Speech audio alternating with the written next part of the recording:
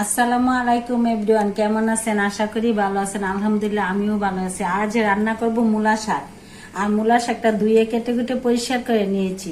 কিভাবে রান্নাটা করব আপনাদের সাথে শেয়ার করতেছি অতি সহজে, না ভাপায়া। এই যে দেখুন, লবণটা ছিটাইয়া দিচ্ছি, এখন কষলিয়ে নেব। না ভাপ দিয়ে এইভাবে রান্নায় এটা পুরাপুরি গুণাগুণ থাকে ভিটামিনটা থেকে। এই যে দেখুন, লবণ দিয়ে আমি কষলাই নিতেছি।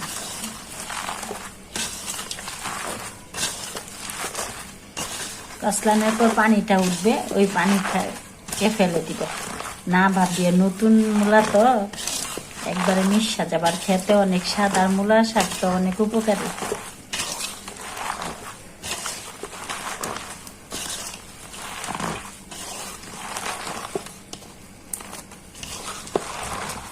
এই যে দেখুন বোনেরা, কষলাই এই যে মনে হয় যেন ভাব দিছি বা সিদ্ধ করে নিছি, সিদ্ধ করতে হয় না। কষলাই পানিটা ফেলে দিব।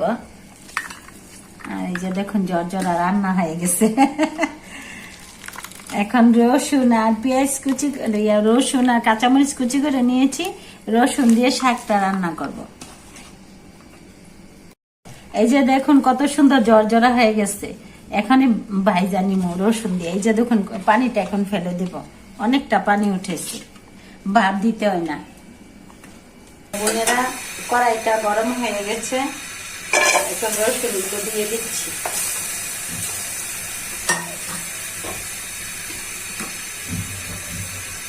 সাথে দিচ্ছি তেল। আর শাকের মধ্যে তেলটা একটু বেশি দিলেই ভালো লাগে।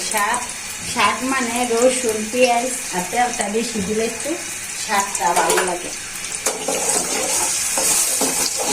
তো বোনেরা, অতি সহজে মূলা শাক এরকম ভাবে ভাজি করতে পারে, না বাবা।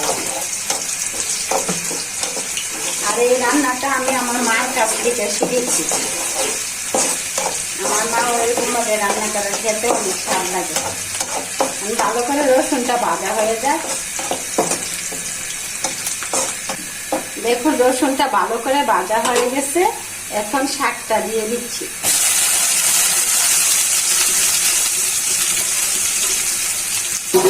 আর মনে হচ্ছে যেন শাকটা রান্না হয়ে গেছে।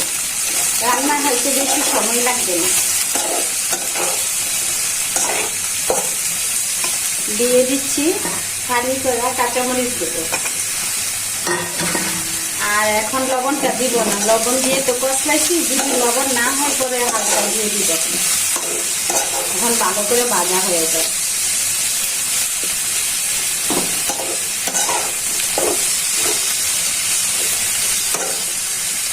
তো বোনেরা দেখুন কি সুন্দর হয়েছে, কালারটা সবুজ সবুজ আছে। এখন একটু টেস্ট করে দেখি। মাশাআল্লাহ, সেই স্বাদ, সেই মজা, অনেক মজা হয়েছে। আর লবণ টবণ সবকিছু ঠিক আছে।